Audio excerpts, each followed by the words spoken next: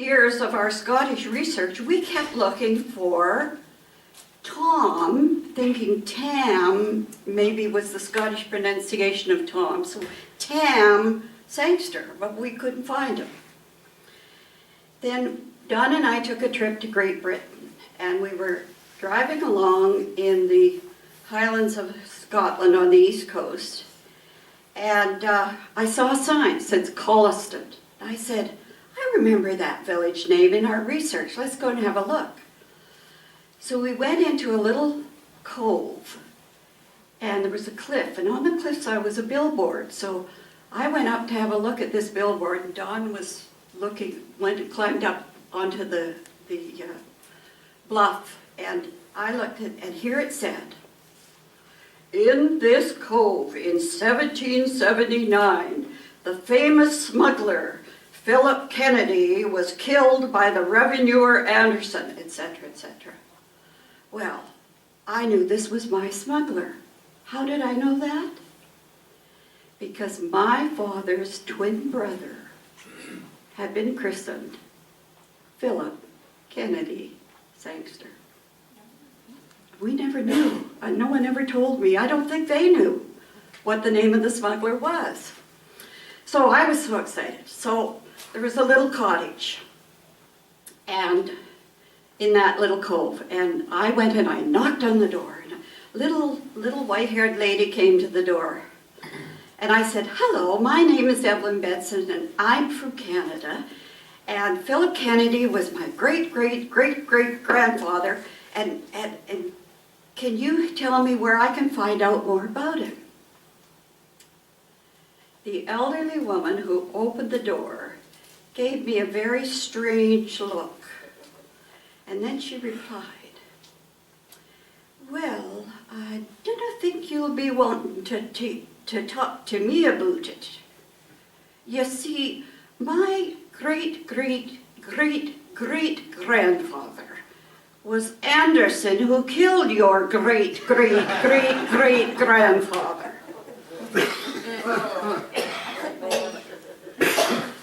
I was stunned.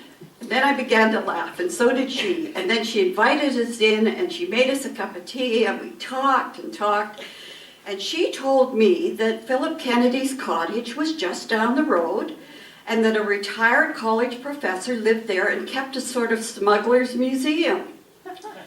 As we left our little Scottish hostess, she swore us to silence. Remember, dinna tell anyone here about me. I am a descendant from Anderson the revenuer. If they knew, she meant the villagers, if they knew, I'd no longer be welcome here. Wow, after nearly 200 years, the old families still carried a grudge against the man who had put a stop to the lucrative smuggling trade that had augmented the economy of Colliston under the leadership of Lang Tam Kennedy, affectionately named because he wore a long blue tam. So we found that out. That's what we found. So you see, once again, someone else had done the research for us, historians.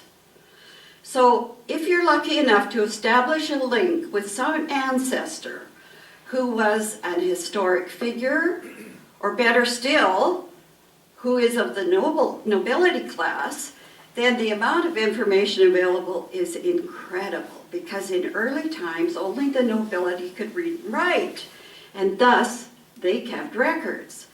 And if you had an ancestor who was notorious in some way, count yourself lucky, because hangings and horse thieves were always well documented.